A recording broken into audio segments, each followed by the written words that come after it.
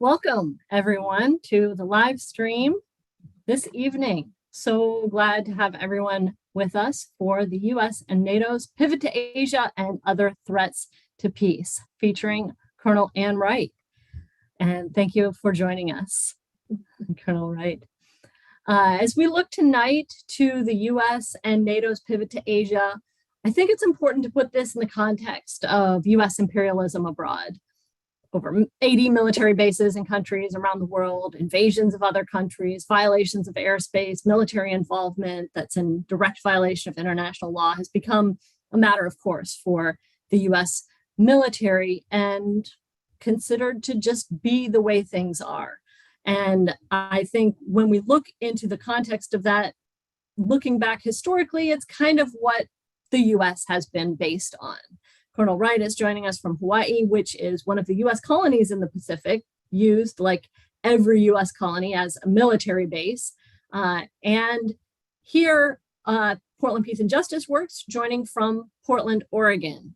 Portland, Oregon is in Multnomah County, and I want to acknowledge the land that we're on, the indigenous people whose traditional and ancestral homelands we reside on, and recognize that we benefit from the sacrifices forced upon them. The Multnomah, Katlamet, Clackamas, Tumwater, Watlala bands of the Chinook, the Tualatin, Kalapuya, and many other indigenous peoples of the Columbia River.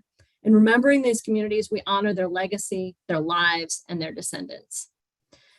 Today, the US is also celebrating for the first time Juneteenth. The Juneteenth holiday commemorates June 19th, 1865, when Major General Gordon Granger arrived in Galveston, Texas, and read a federal order abolishing the institution of slavery in the state. Since that day, Americans have observed and celebrated Juneteenth as Emancipation Day, a day of freedom. And I think when we're looking into what's happening now with US imperialism abroad and some of the military involvement in places like Somalia and places like Yemen, and in many other places around the world, I think it's important to put it in that context, that this is a nation that was founded on a genocide of Native people and enslavement of African people, forced here against their will and forced into slavery for many, many generations. So in that context, I want to welcome Ann Wright. Ann Wright has a amazing history, starting with 13 years in the U.S. Army and 16 years in the Army Reserves, where she made it to the rank of colonel. And then in the Foreign Service, she was a deputy ambassador in Sierra Leone, Micronesia, Afghanistan, Mongolia, and also helped in the evacuation of people from Sierra Leone during the Civil War then.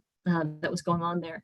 And she was on the first State Department team to go to Afghanistan and help reopen the embassy there in December 2001. And she also had overseas assignments in Somalia, Kyrgyzstan, Grenada, Micronesia, and Nicaragua. On the eve of the US invasion of Iraq in 2003, Colonel Wright cabled a letter of resignation to Secretary of State Colin Powell, stating that without the authorization of the UN Security Council, the invasion and occupation of Iraq would be a violation of international law. She was one of only 3 people who resigned from the US government in opposition to the Iraq War. Well, since then, she has become a mainstay in the peace movement in the United States, writing, speaking out for peace, picketing at the US prison at Guantanamo, Cuba, where we know many, many people have been tortured. Many innocent people have been held for many, many years.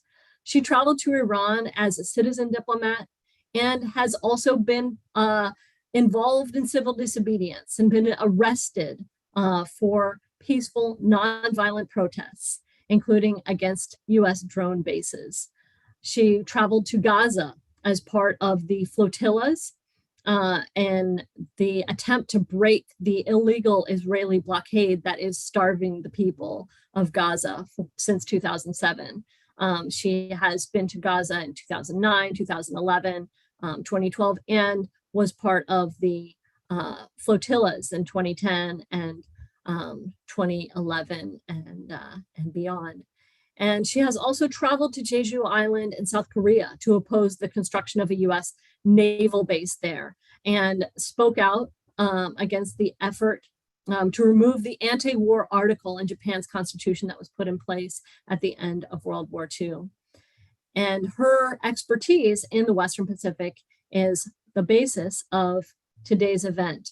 And with that context and that background, I am very happy to welcome Colonel Ann Wright to Portland Peace and Justice Works tonight.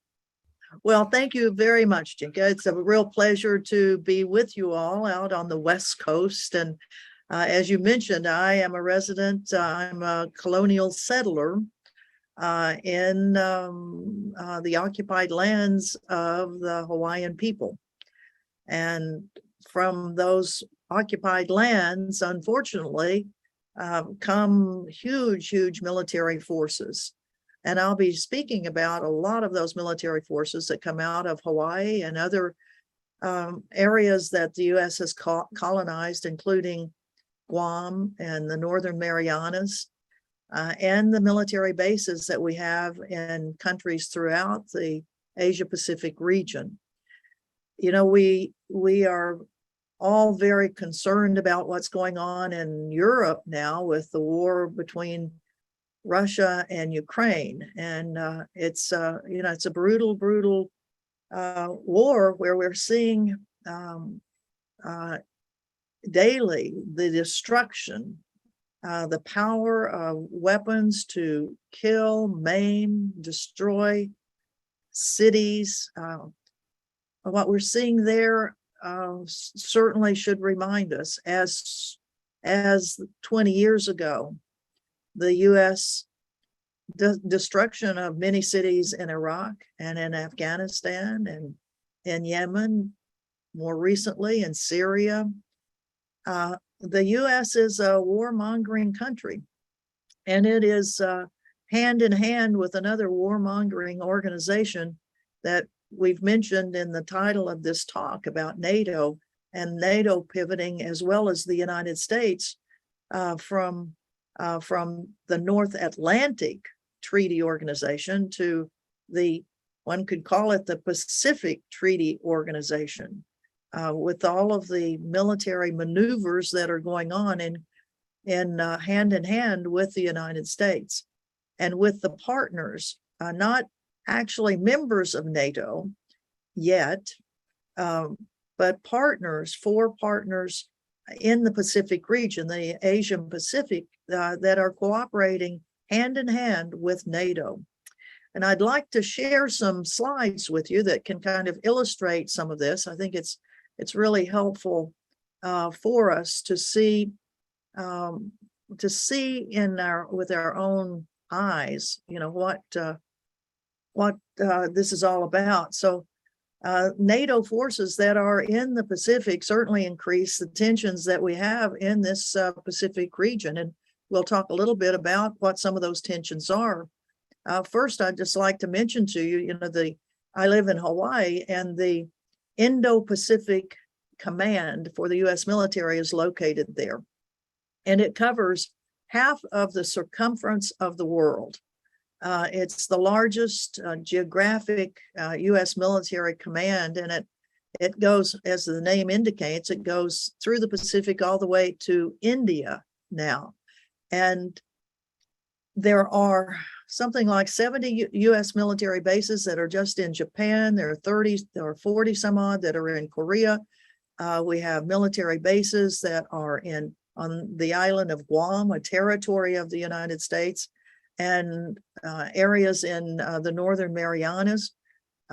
We'll go into a little more detail on all this, but it's a huge military maneuver. In Hawaii, we have 4 major military bases on the island of Oahu, where I live, including Pearl Harbor, the naval base there that has leaked its jet fuel that was only 100 feet above the aquifer of the drinking water aquifer of the city of Honolulu. 80-year-old massive 20-story tanks that were holding a total of 250 million gallons of jet fuel leaked and into that aquifer, poisoning the water for 93,000 people, many of whom lived on military bases. So there's a lot of rabble rousing that's going on right now, as you can well imagine, in Hawaii about safety, security, human security, not national security being human security. And like drinking water is a really important thing, you know. We look at the rest, the hot spots in Asia and the Pacific.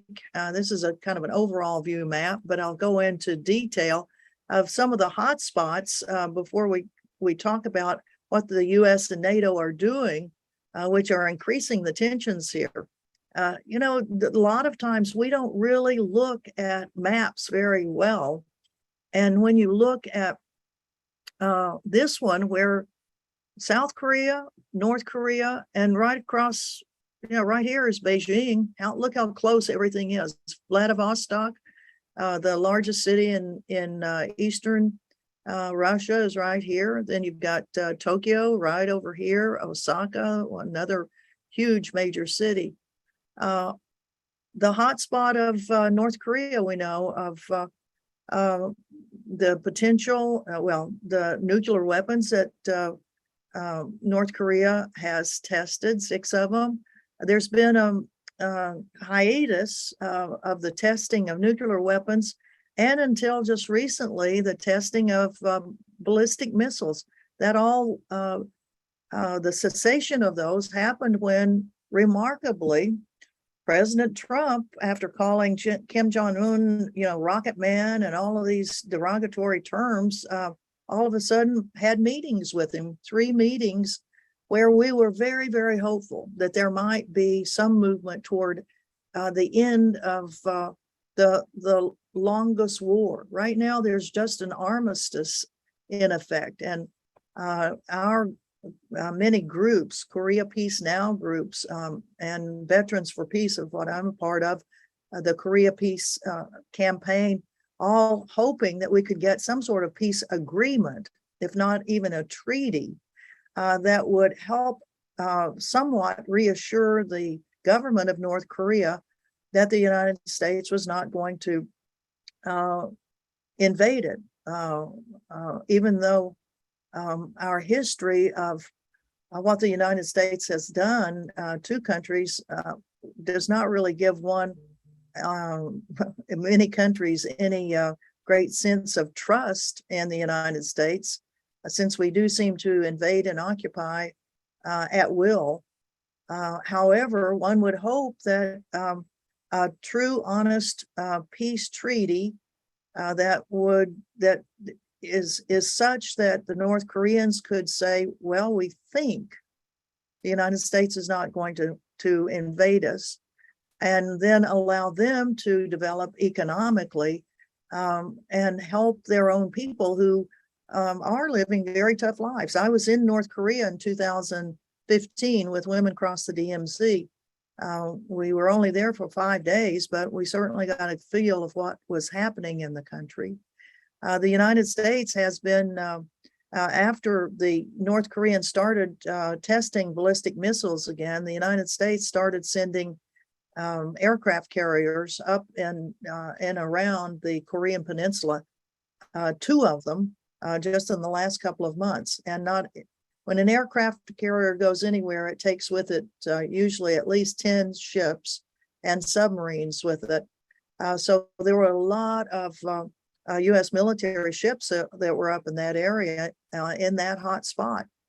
If you go down further along the coast of China, the area of Shanghai, further south down to Taiwan, the Straits of Taiwan that you see between the island of Taiwan and China, that's been the site of a lot of U.S. naval presence in what they call freedom of the seas navigation, where the United States says that we will keep naval vessels going in through any sort of waters just to make sure that countries that may be claiming areas that we're confronting them on it. The United States is confronting, and the U.S. has had a one China policy where the U.S. does not diplomatically recognize Taiwan,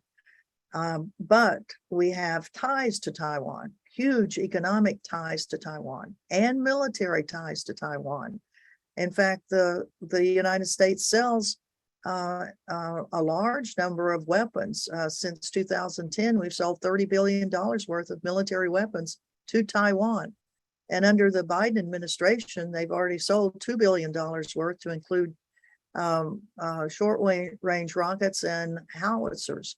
And we do have military trainers that are in there. The U.S. has, starting under the Trump administration, started sending the highest level diplomats. Even though we don't have a diplomatic mission there, we've been sending high level diplomats essentially to poke a finger in the eye of the People's Republic of China. And U.S. Congress delegations have gone in. And each time a congressional delegation or a high level U.S. government official goes in, the Chinese respond, and they respond with an armada of aircraft coming across the straits of the Taiwan Straits. It's only about 22 miles. They start sending jet aircraft right to the air defense zone of Taiwan to say, we know what you're doing. We don't like it. It angers them very, very much. The potential for some accident to happen during these, either the United States that's sending ships through the Taiwan Straits, or the Chinese that are sending aircraft right across to the western border of Taiwan, is very high. We go down further. Another hot spot that we have is the South China Sea, where the Chinese government has built small military bases on many of the contested islands that are in the South China Sea. China really only has one military base outside of China, and that's in Djibouti on the Horn of Africa.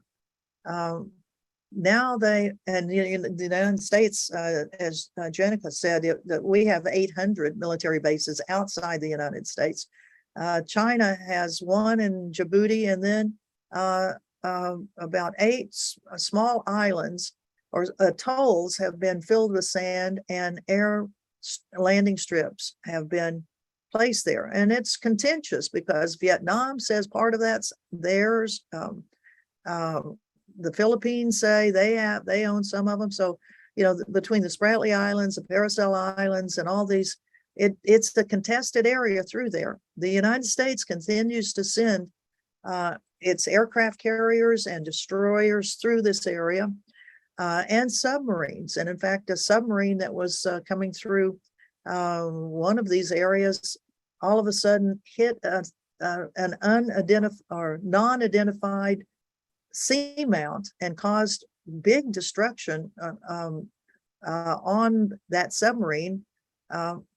One could say, these are very dangerous things when you have a submarine that suddenly hits something and you don't know, is it another submarine? What is it? The potential for incidents to happen are huge, huge.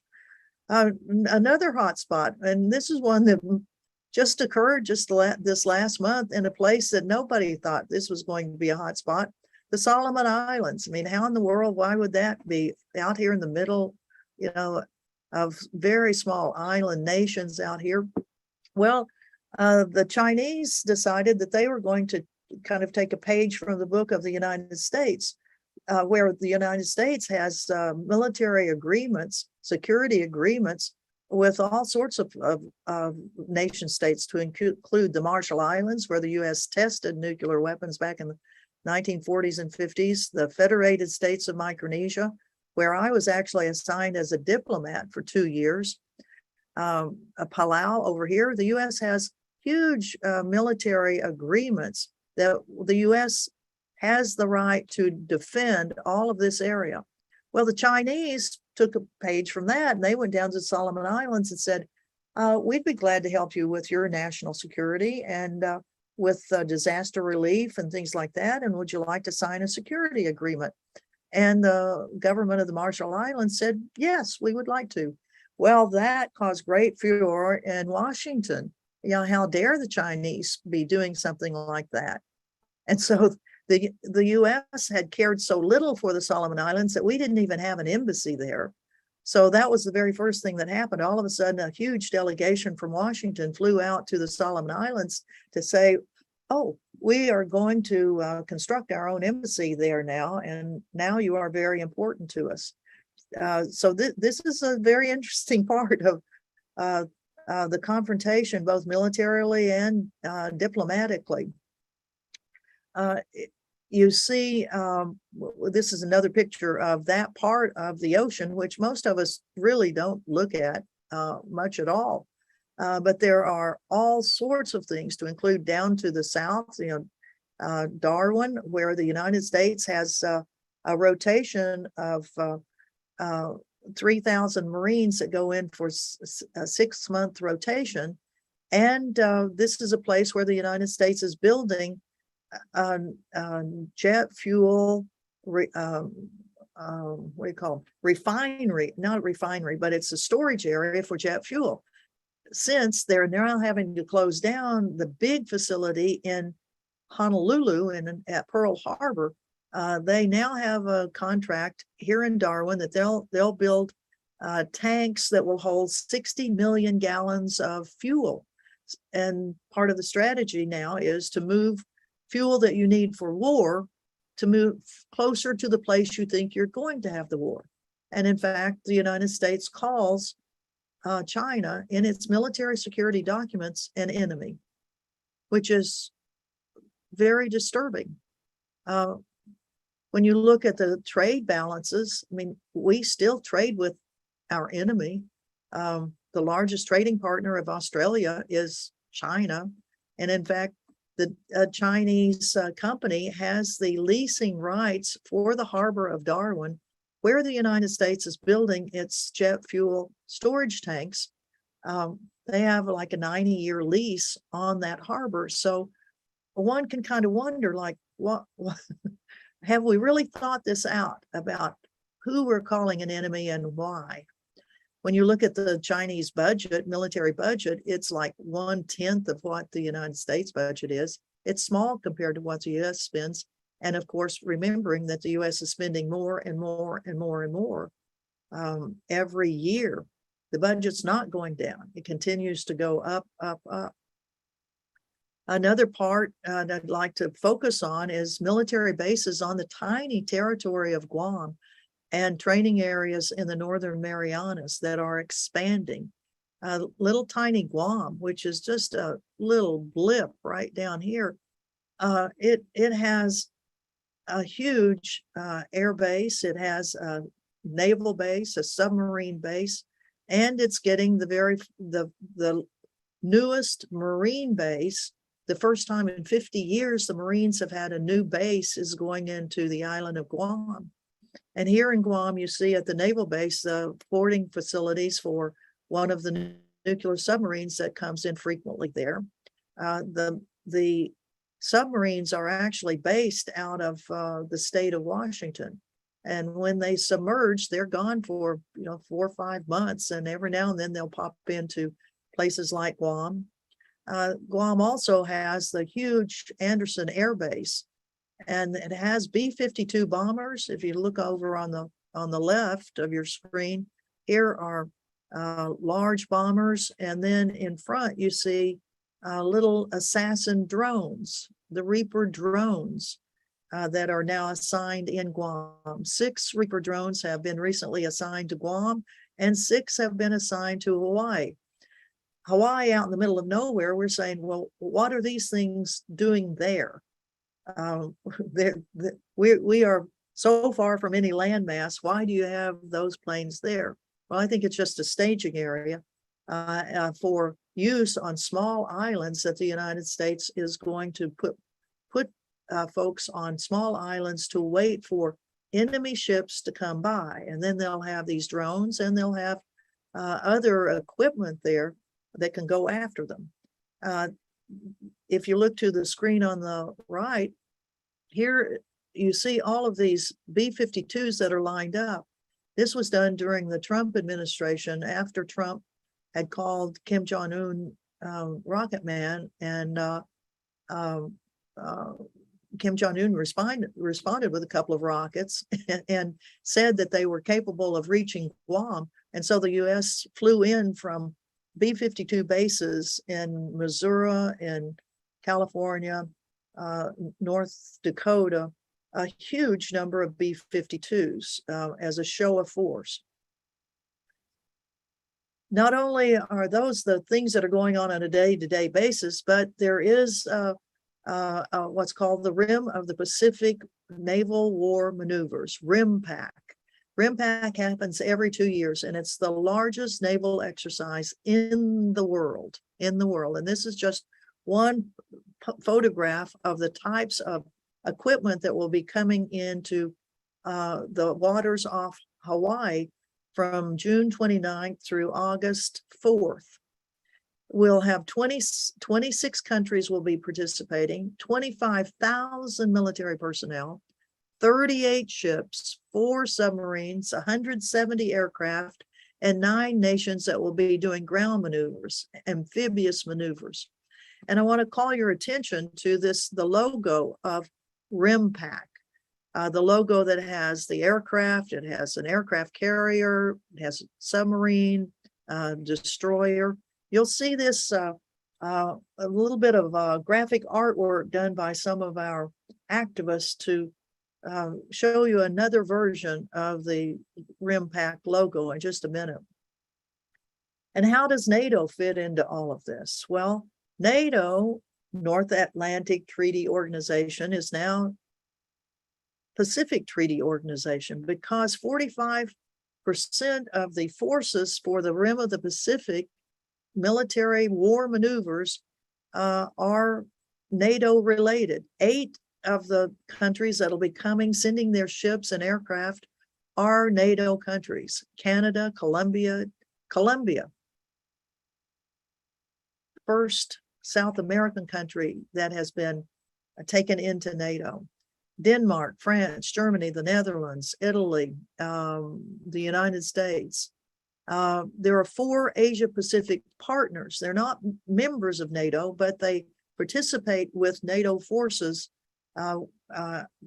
very frequently during the year. And those are AUKUS, the Australia, Japan, South Korea, and New Zealand. Just to mention the other countries that are sending in aircraft and vessels are Brunei, Chile, Ecuador, India, Indonesia, Israel, Malaysia, Mexico, Peru, Philippines, Singapore, Sri Lanka, Thailand, and Tonga. So we will be having all sorts of challenges to RIMPAC, as we do every time that RIMPAC comes there, because it's a very destructive military war maneuver. There are all sorts of missiles that are fired off into the Pacific from the ships. One of the practice things they do every time they have RIMPAC is sink a ship. You know, great fun, it sounds like. Yeah, you just blow up a ship. And supposedly the ship is all the petroleum products and everything have been taken out of it. But, you know, who believes that? But this is target practice, you know, practicing destroying other ships. For example, like the ships, the Russian ships in the Black Sea, particularly their largest ship, the Moskva, that was targeted probably with U.S. intelligence facilities. And who knows, I don't know which rocket missile it was that destroyed it, but it sunk one of the largest vessels that Russia had. Ground exercises, amphibious maneuvers of 9 countries will be sending their men and women ashore tearing up coral, tearing up beaches. And even though we tell them, there are turtle nesting areas there are dolphins, there are whales that are in the area that can be harmed by all of these maneuvers, they still continue them, and we still complain about it. The numbers of cetaceans that are killed by naval maneuvers are large. We're getting a feel for how many in the Black Sea with the war between Russia and Ukraine, and the amount of confrontation that's going on there.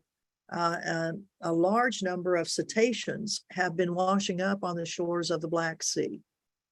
So we know that the Navy has actually admitted that, yes, sonar and other things are harmful for these cetaceans, but they continue to harm them. Now, here is what we're doing to challenge NATO and the RIMPAC. We've had some extremely good graphic artists who have taken the logo of RIMPAC, and here you see over here the catastrophic, aggressive, cancel RIMPAC. And over on this one, you see the ship sinking off here, but you see an ocean free of those ships, and turtles and dolphins and birds and whales living in a world without RIMPAC, which is what we want, a world without RIMPAC. Here's some views of some of the activist events that we've had, and we'll be having many, many more of them. This one was organized by a high school senior, and over near the Marine base at Kaneohe on the island of Oahu. So we're real thrilled that we've got some younger people that are interested in this. I'll mention that we do have a petition that we'd love for you all to consider signing, and we can get this link to you that we will be sending to the legislators of all of the countries that are participating in RIMPAC, all 26 of them. We're going to send these petitions to them saying, cancel RIMPAC, do not participate. We have a Pacific Peace Network, peace organizations that are from Australia, New Zealand, Philippines, Japan, South Korea, Guam, Hawaii, the US. And we have some very, very interesting visuals for this. And I would like to show you one at the very end of this presentation. But first I'll mention there are international organizations that are challenging NATO in Europe and NATO in the Pacific. And in fact, I'm leaving to go to Madrid, Spain, in just 2 days to participate in the No to NATO counter summits that we're having there, and march and rally that we have every time NATO meets. We have events to challenge them. Most of the time they meet in Europe. I myself have gone to No to NATO events in Warsaw, Poland, in Brussels, Belgium, and Hamburg, Germany. And here in the United States, we've had 2 meetings of NATO, one in Chicago about 8 years ago that was a very, very big turnout of activists, and one here in Washington, D.C. So as soon as we know that NATO's meeting again in the United States, we'll let you know, and we hope that you will come and attend to say no to NATO. And here's a flyer for one of the 2 summit meetings that we'll be having with speakers from all over Europe to talk about the effect of NATO in their countries. Most of the people that come to the summits are from Europe, although we will have a delegation from the United States, as I mentioned, and we will talk about how the U.S., is kind of pushing NATO in so many ways to be a very aggressive organization. And it's worthy of our anger, because the U.S. is the instigator for a lot of the stuff that NATO is doing. So in conclusion, and although I'm going to show one film that kind of summarizes the effects of these military maneuvers in the Pacific, and one can argue, in parallel in the Atlantic, with our attention really focused on the Ukraine and the destruction that's going on there. And I would say that, we have to be reminded that the possible accession of Ukraine to NATO is one of the precipitants of the Russian decision, which I disagree with, of course, to invade part of Ukraine and continue a very, very brutal military campaign there. But the fact that the U.S. and NATO would not back off on the accession, or even talking about Ukraine joining into NATO, was one of the things that President Putin cites. And the fact that our nations cannot seem to continue a dialogue instead of going after confrontation, military confrontation, whether it's the Russians going into Ukraine or the United States going into Iraq and Afghanistan and all that. It breaks your heart that in these days and times that we still see this going on. So I'm going to stop sharing this set of slides, and then I'll finish with a poem that is read by indigenous poets from all over the Pacific. And it's the words of it and how it talks about what RIMPAC is doing, the Rim of the Pacific military maneuvers to the ocean and to the people of the oceans, and the visuals of actually the war maneuvers really bring home to us, I think, the fact that we've got to work very, very hard to try to keep our government and NATO countries from their aggressive stances. So I will see if I can get this up and running. Let's see. Papa will bear down smiling through the pain of birth, no longer afraid of losing her child to bombs. She will breathe, and we will breathe. Yeah. In a world without RIMPAC, there is breath enough to stand against the torpedoing teeth, the amphibious assaults, underwater explosions, the nuclear bombs, and billions of dollars in bullets of peacetime that continue elsewhere. Breath enough to solve these and so many wounds, to sing so loud we drown all submarine sonar.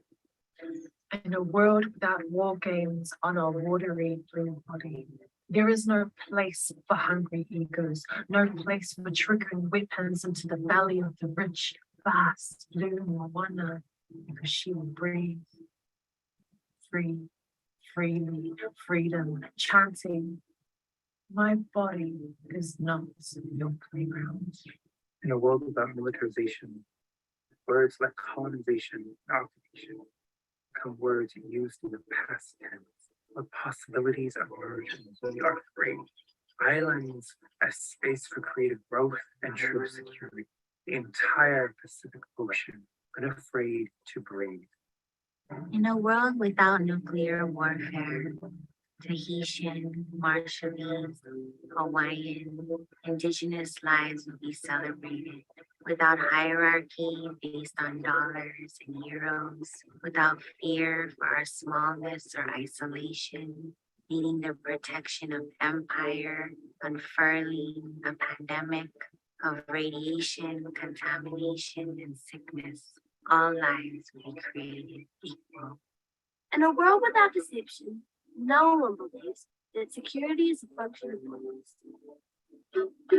In a world without naval sonar, the song returns from the vast assembly of cerulean gods to an altar of coral and island anchored to this blue forest from the depths of obscurity, Kanaloa, a tubulous valley from which we all joy living. The source is stable, whole. In a world without war, no child will bear a holistic horizon, only clouds, skies, waves will thunder. In a world without appropriation, our language will be unstolen. Te mana, te kaha, rest from the crest of Her Majesty New Zealand ships of war. In a world without naval frigates, Eva traverses the Royal Moananui, the stark command blue sky merging into the navy blue Pacific. Kiwa fishes for islands across the ultramarine, hauling up Hawai'i necessary respite. The world without war. Wouldn't have to wonder if we wait to bombs being dropped on our villages, or question if our hana was in the country, our godai safe enough. No trespassing signs and fence lines wouldn't dictate the journey of our tanu and our posse. We'd be islanders connected through constellations, sitting under coconut trees, sharing origin stories, chewing round body dance, islander hearts, ancestral dreams come true. In a world without bombs, we honor generations of you. We see forests of corn. We stand in the middle of our sacred mountains, plant our iebe in the frigid waters. We stare back at Aina and see our reflections, kneel down, and are fed. In a world without bombs, we rise from the sea we try to conquer. Ea, maiki kaimai.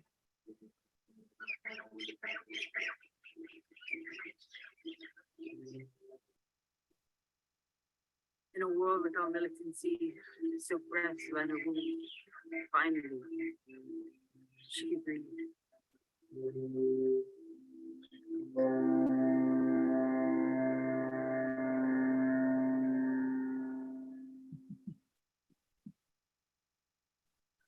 Well, I hope, oops, let me turn that off.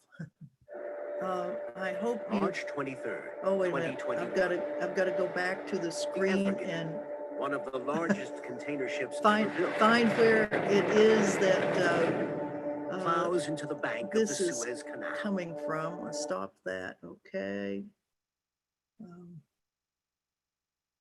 Now, No worries at all. okay, thanks. Yeah, thank you. That RIMPAC video and the Indigenous activists standing up to oppose it is very compelling, and that's something that's going on right now that people can participate in and sign the petition and get involved in the movement to stop the military maneuvers that are set to go on in July. And I noticed also, Colonel Wright, that you have on Common Dreams, if people look there, a new article about RIMPAC. It's entitled "The Largest Ever U.S. Naval War Drills in the Pacific Are a Threat to Both Peace and Marine Life." So if you're looking for more about that, look on Common Dreams. There's also a link there to that petition. And I want to remind people that we are having a question and answer, and that's being done through email. Since this is on YouTube, you can send your questions for Colonel Wright to feedback@pjw.info. And that's happening now. So if you have questions now, you can go ahead and send them to that email address, feedback@pjw.info. And we will check them and read them live to Colonel Wright. Also, I want to let everyone know we really appreciate everyone who is watching this event, and remind people that educating the community for free isn't free, that it costs, and Peace and Justice Works depends on donations to help present speakers, to organize demonstrations, to put out fact sheets, to educate elected officials on peace issues, including police accountability here locally in Portland through the project Portland Cop Watch. And starting this July, on July 1st, Peace and Justice Works is going to welcome the Flying Focus Video Collective under its umbrella as a project group. You probably have seen Flying Focus Video Collective if you have been to any protests in the Portland area. And Flying Focus has recorded and aired dozens of Portland Peace and Justice Work events and will be presenting also an edited version of tonight's event sometime in the coming weeks. So a reminder that you can donate to Portland Peace and Justice Works on the website pjw.info. You can find the donate link there, and you can also send checks or money orders made out to Peace and Justice Works. And that PO box is on the screen now. I'll give people a minute to write that info down if you need to, or to open a tab for that pjw.info on your screen so that you can be sure to make that donation. And again, you can write a question to Colonel Wright at that email address, feedback@pjw.info. And we're accepting the questions now. What an informative and incredibly disturbing talk. And I really, really appreciate it. And I'm going to start with a question for you. I have just been reading in the Washington Examiner about a bill that's being proposed by Senate Foreign Relations Chairman Bob Menendez of New Jersey. And let's see, House Armed Services Chairman Adam Smith. And it's talking about Taiwan. And they're calling for the U.S. to expand the military and economic relationship between the U.S. and Taiwan. And Senator Lindsey Graham from South Carolina is also a co-author of the bill. And he calls it the largest expansion of the military and economic relationship between our two countries in decades. And I just wanted to point out that they are using this invasion by Vladimir Putin of Ukraine. And Chairman Adam Smith made this comment to reporters that he thinks that the Chinese government is looking to see if Putin is going to be successful or not, and that will be part of their calculation to see whether or not they can attack Taiwan, and that they're looking to say Joe Biden's unwillingness to intervene as an indication of whether China can invade Taiwan. And so this is why Taiwan needs US military support right now. So I wonder if you can comment on that and those comments by the US senators. Yeah, I'll be glad to, but first I'll comment on what Joe Biden said himself, that yes, the US would defend Taiwan. And his aides had to walk back that statement because that's not one of the, there's no treaty agreement, there's no agreement at all that the United States would do that. In fact, the one China policy, even though the U.S. has sold weapons to it, it has never signed a defense treaty for Taiwan. And, you know, I'll tell you what, if I were from Taiwan, I would be thinking, man, see what happened to Ukraine when the U.S. decided it would just start poking at Russia. And you see what the U.S. is doing with Taiwan, sending in all this high-level diplomats and sending in more equipment and all that, and essentially poking an eye in China. And so who's going to get stomped on? Well, it's going to be Taiwan. Taiwan would be a wreck. I mean, the Chinese have the capability of just blowing that thing right off the face of the earth. They have been sending air armadas of over 50 aircraft at one time to go right to the edge of it. And, you know, the amount of weaponry that they have on the coast, artillery that can just blow the place apart. And it's an important place. I mean, that's where a huge amount of semiconductors for computers, for cars, all of that, they're made in Taiwan. So that, the U.S. auto industry has been suffering because they can't get enough computer chips. Computers that are made in China rely on computer chips that are made in Taiwan. There's been it's not like the Taiwanese and the Chinese, well, the governments, don't quite get along well, but the Chinese people, I mean, they're Chinese on both sides of the straits. But I'll tell you what, if the U.S. just keeps poking at China, and the potential for an accident and inadvertent something to trigger a horrific exchange of weaponry will mean that Taiwan will suffer. Taiwan will be destroyed. And just as you've seen major cities in Ukraine being destroyed because there were military maneuvers. I mean, the United States and NATO have been having military maneuvers on the border with Russia for the last 5 years, the largest maneuver since the Cold War. One of them was even called the Anaconda exercise, encircling, gripping, squeezing.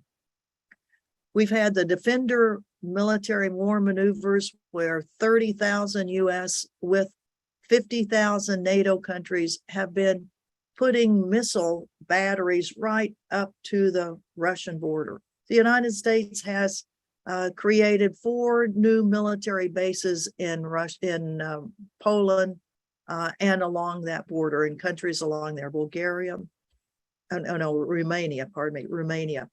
So, and then in the same way, the U.S. is funneling lots and lots of weapons into Taiwan and is purposely poking at China, which is dangerous and stupid. And it means the whole world could be facing yet one more horrific Neanderthal response to things that can be resolved by, by dialogue, by diplomacy. But that's not the way our government seems to want to work. It's confrontation that the U.S. government wants, and NATO goes right along with it. Thank you. Yes, I mean, that's just kind of the history of U.S. empire and U.S. military aggression, and the companies that profit for it, pushing their agenda. We have had a request for the link to the petition. Now, right now, since we're on YouTube Live, we're not able to put the link directly, but I do want to let people know that there is going to be an after party, and you can see it there. If you want to try and copy that down on Roots Action, you can also find that link from the Common Dreams article that Colonel Wright just wrote, which is on commondreams.org, and it's called Largest Ever U.S. Naval War Drills in Pacific, a Threat to Both Peace and Marine Life, and that will link directly there. And in addition, we're going to have an after party in a few minutes with Colonel Wright, myself, and other representatives of Portland Peace and Justice Works, and we will have that on Zoom, and you'll be able to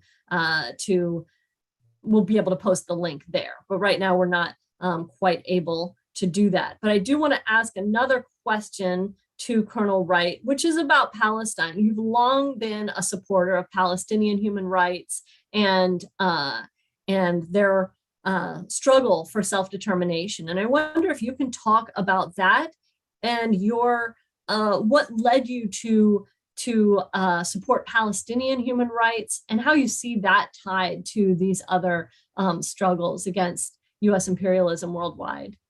Mm-hmm. Well, as a U.S. diplomat, one of the first questions you get asked is, why in the world does the United States always support everything Israel does.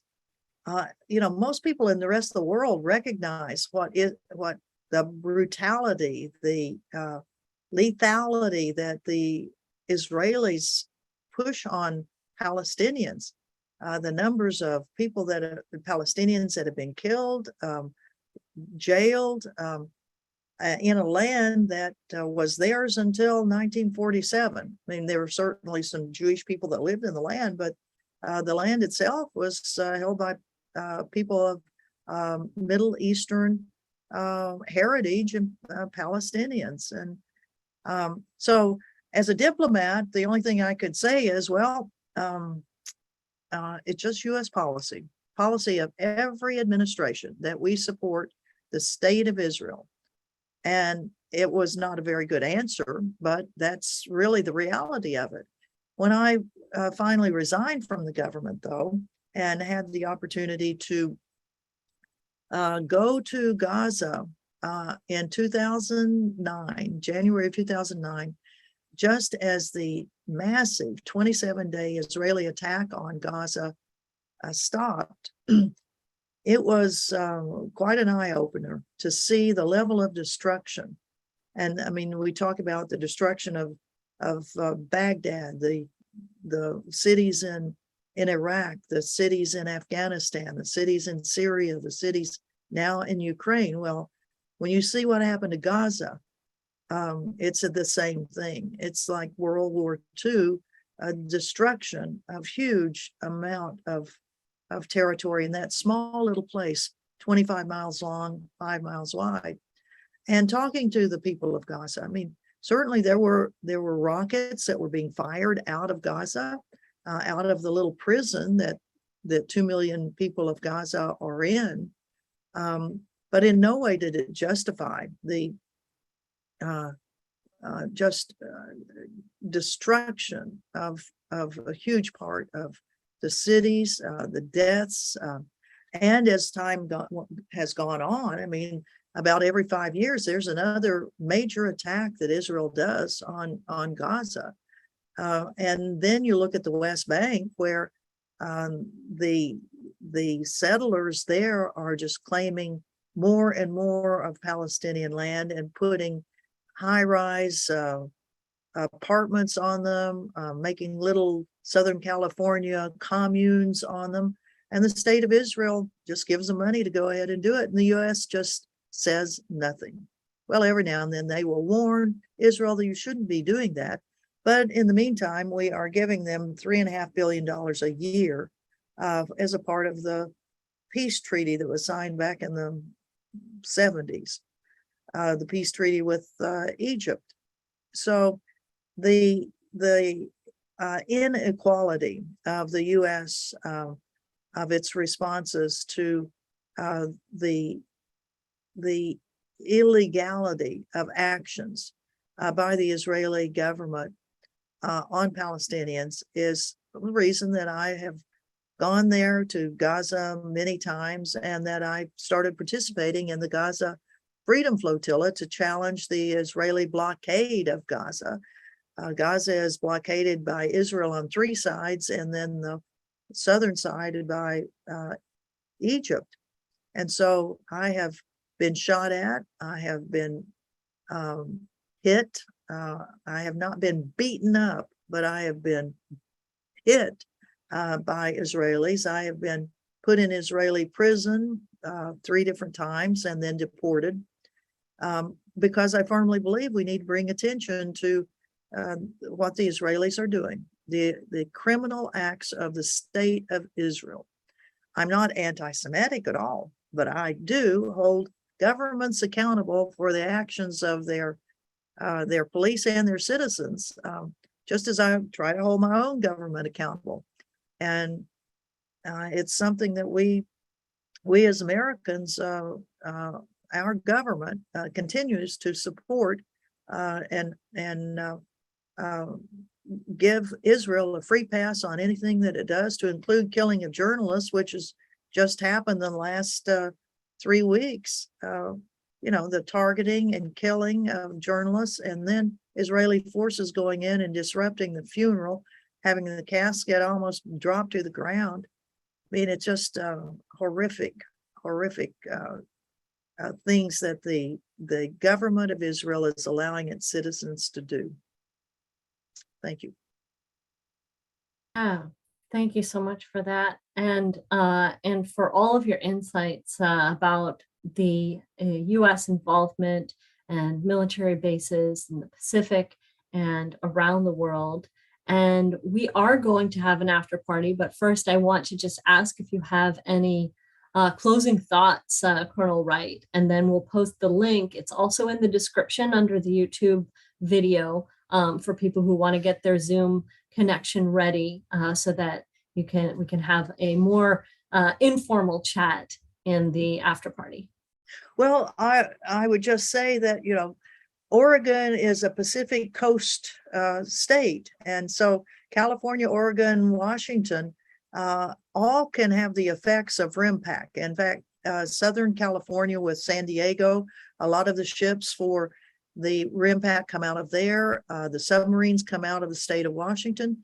So you all are kind of surrounded by all of this war machinery. And we would really appreciate if you'll cancel RIMPAC to all of the demos that you have on your street corners so that you can educate your community of the destructive nature of these war practices that are going on out in our Pacific Ocean.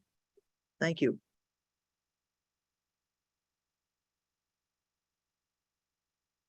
Well, thank you. And again, I just really appreciate all of the insights that Colonel Wright has brought to this and so many issues, and the tenacity that you have had and shown over the years of continuing to be steadfast and standing for justice and for peace in so many different ways. So just all of my thanks go out to you, and I know that that is a shared sentiment among the community here at Portland Peace and Justice Works. And I want to invite everyone who is watching this live stream to come to a after party with the cast and crew. This is the Zoom information. You can get there from the link, the tinyurl.com/PJW after. And so that will be easier, I think, to put in your browser than the whole Zoom information. But whatever works for you, you can put that in and join us at the after party. And again, I want to remind people that if you go to pjw.info, you can click on that donate button at any time. Again, thank you. Yes, and this is the way that you can donate on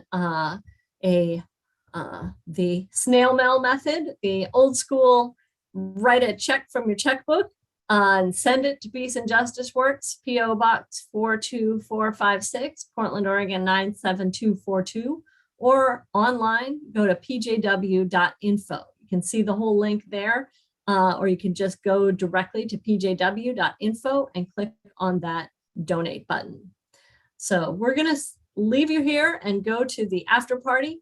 And I hope to see you all there. And again, much thanks to you, Colonel Ann Wright, for being with us this evening. You're most welcome. I enjoyed it. Thank you.